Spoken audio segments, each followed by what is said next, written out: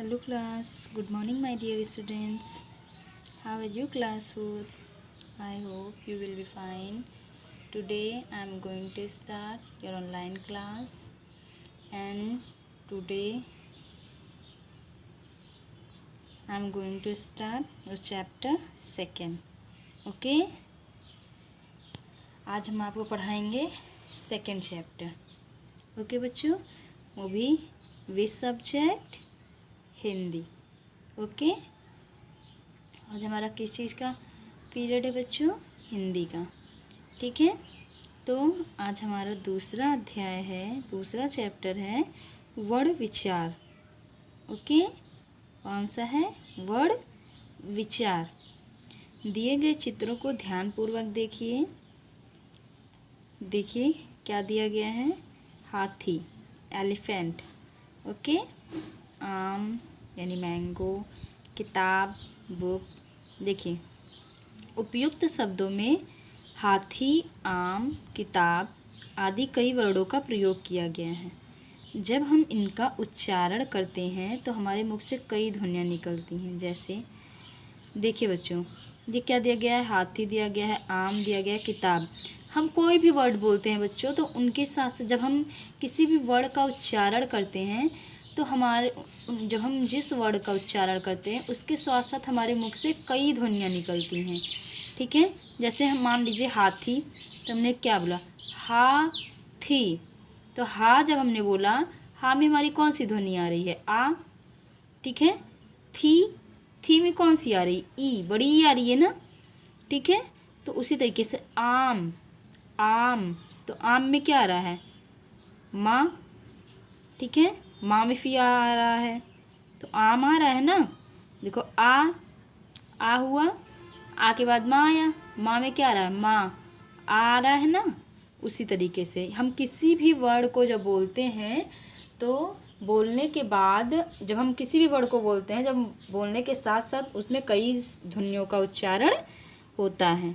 ठीक है, और बच्चों देखिए, ध्वनि जो होती है उनके टुकड़े नहीं किए जा सकते हैं, यही वर्ड कहलाते हैं. आप समझ रहे हैं कैसे? जैसे मान लीजिए हमने कोई वर्ड बोला. ठीक है, क्या बोला? हमने बोला अनार. ठीक है, अनार. अनार में रा में पीछे क्या आया? आ आया. तो इसको जो है, ये जो आ आता है, जो बाद में आता है, जो ध्वनियाँ आती हैं उनको हम नहीं तोड़ सकते हैं. जैसे हम लोगों ने ना को तोड़ा, ना प्लस आ. ठीक है, ये जो आ आया इसको हम नहीं तोड़ सकते हैं. यही हमारी क्या कहलाती है?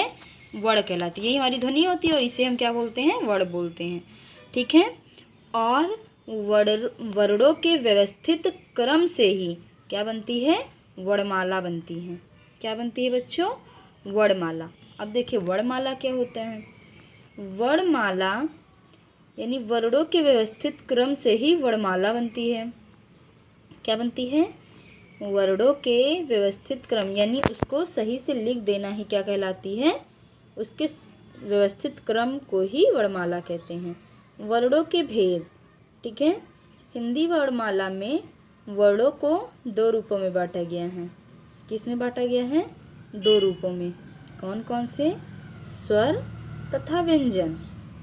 ठीक है बच्चों, किस में बांटा गया है? स्वर तथा व्यंजन. स्वर, देखिए स्वर क्या होते हैं? जिन वर्णों के उच्चारण करने में अन्य वर्णों की सहायता नहीं लेनी पड़ती है वे स्वर कहलाते हैं. और इनकी संख्या कितनी होती है? 11 होती है.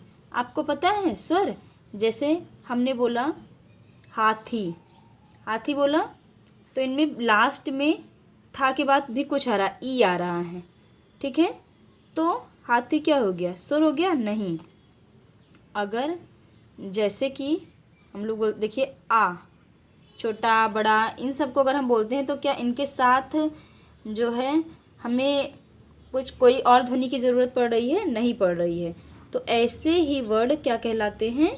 स्वर कहलाते हैं. ठीक है, यानी जिन वर्णों को अगर इनके साथ, मान लीजिए इनके साथ हम किसी भी अक्षर को जब पढ़ेंगे तो इनके साथ हमें किसी भी ध्वनि की ज़रूरत नहीं पड़ेगी. ठीक है, और इनकी संख्या कितनी होती है? 11 होती हैं। व्यंजन, अब देखिए व्यंजन क्या होते हैं बच्चों। अब स्वर कितने कितने होते हैं, 11 होते हैं। तो कौन कौन से, छोटा आ, बड़ी ई, छोटा बड़ा, छोटी बड़ी, छोटऊ बड़ऊ, री ए। ओके, ओ और औ। और अंग आहा जो होते हैं वो क्या होते हैं, अयोगवा होते हैं। ठीक है, अभी देखिएगा, वो आगे पढ़िएगा।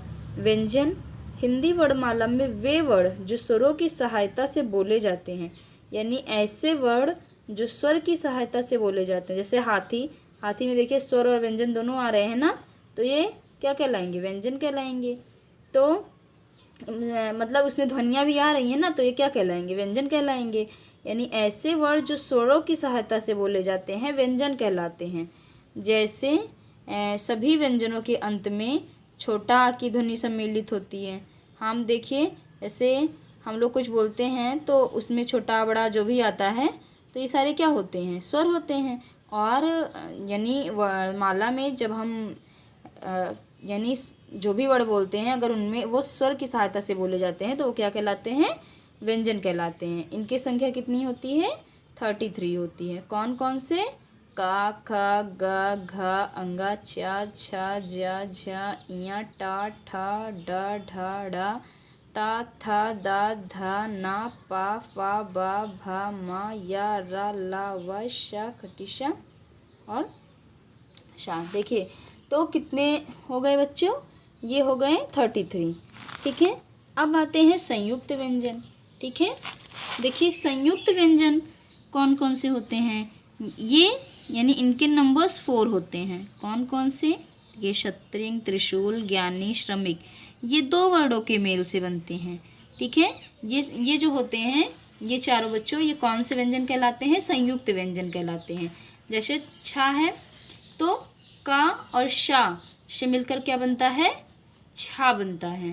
ठीक है, ता और रा इससे मिलकर क्या बनता है, त्रा बनता है।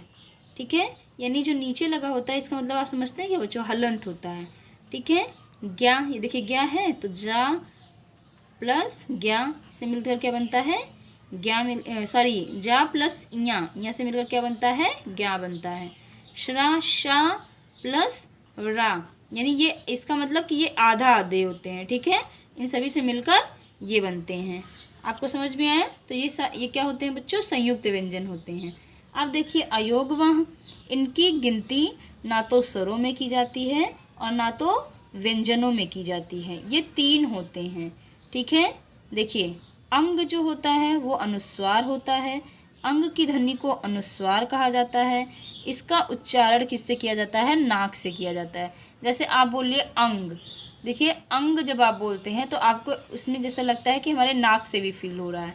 ठीक है, यानी इसका उच्चारण हम लोग कैसे करते हैं, नाक से करते हैं। जैसे देखिए हंस, रंग, झंडा, गंगा, कंघा। ठीक है, ये सारे वर्ड आप बोलकर देखिएगा। अनुनासिक, यानी जिस पर चंद की बिंदु लगा होता है वो क्या, अनुनासिक। देखिए अंग की ध्वनि को अनुनासिक कहा जाता है।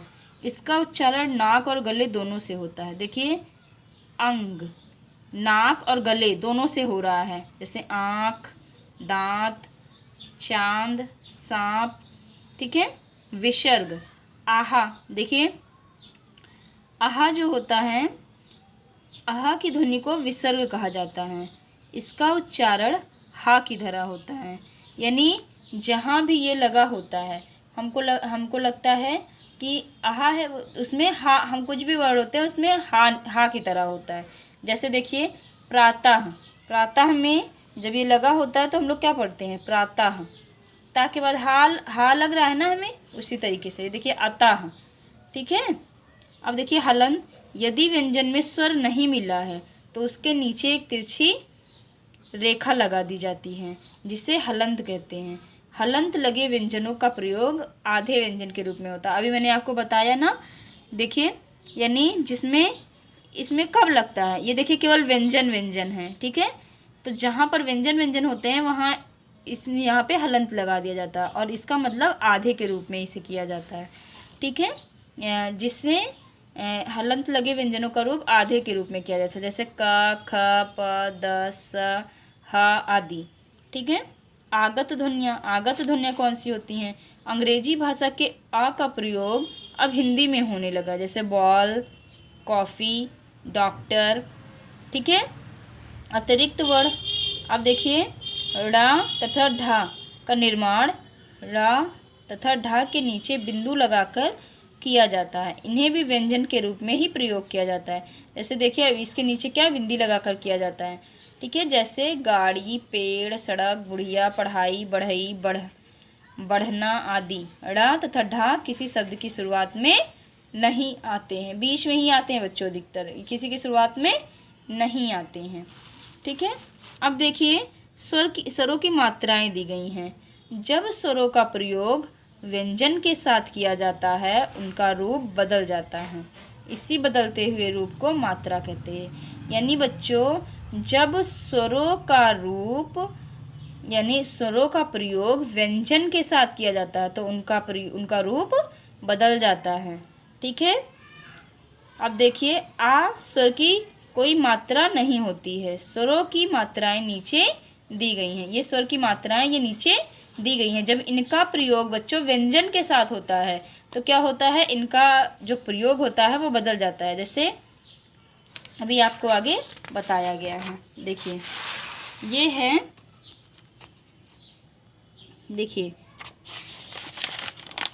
देखिए दिया गया है रा पर ऊ तथा बड़ऊ की मात्रा निम्न प्रकार से लगाई जाती है। देखिए रा प्लस ऊ इक्वल रू हो गया। देखिए ये दोनों मिलकर क्या हो गए, रू हो गए। पया, रुई, रुचि आदि, रूप, अमरूद, ठीक है, यानी ऐसे ही। अब देखिए जब रा से पूर्व कोई वर्ण स्वर रहित हो तो रा उस वर्ण के नीचे लगता है। जैसे बच्चों आपको पता है कि जैसे ये है रा है, इसके पहले कोई अगर आता है तो वो क्या होता है, इस तरीके से हो जाता है क्रम। देखिए अब ये देखिए अगर इसके आगे कोई रा आता है तो ये रा कहाँ लग जाता है, ये का में लग जाता है, ठीक है। क्रम, भ्रम, ग्रह, ऐसे। अब देखिए टा डा में रा का रूप वर्ण के नीचे इस रूप में होता है।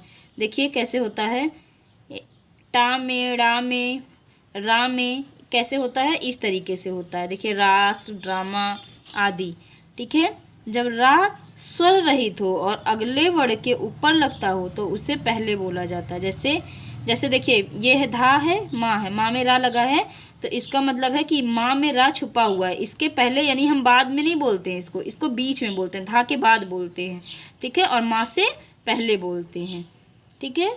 अब देखिए इसमें मौखिक प्रश्न आपके दिए गए हैं। वर्ण किसे कहते हैं, तो किसे कहते हैं वर्ण के कितने भेद होते हैं, संयुक्त व्यंजन कौन कौन से, आयोगवाह किन्हें कहते हैं, मात्रा किसे कहते हैं। तो ये आप बहुत इजी से कर सकते हो, ठीक है। देखिए वर्ण किसे कहते हैं, चलिए हम आपको बता दे रहे हैं वर्ण किसे कहते हैं। देखिए भाषा की सबसे छोटी इकाई, ये यहाँ तक पहले का आंसर, ठीक है। अब देखिए दूसरे का आंसर, वर्ण के कितने भेद हैं, तो वर्ण के 2 भेद हैं, ठीक है, 2 रूपों में बांटा गया है। कौन कौन से, स्वर और व्यंजन। केवल यहाँ से यहाँ तक आपको राइट करना है, ठीक है। ये आपका second number answer. Third number है संयुक्त व्यंजन कौन कौन से हैं, तो यहाँ से यहाँ तक, ठीक है, आपका ये आंसर नंबर 3, ठीक है बच्चों। अब क्वेश्चन नंबर 4 है आपका, अयोगवाह किसे कहते हैं और मात्रा किसे कहते हैं, ठीक है। तो अयोगवाह देखिए यहाँ से यहाँ तक है, ये यहाँ तक, और इसमें केवल आपको ये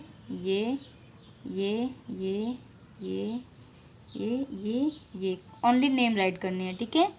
ये कौन सा हो गया, आपका आंसर नंबर 4 हो गया।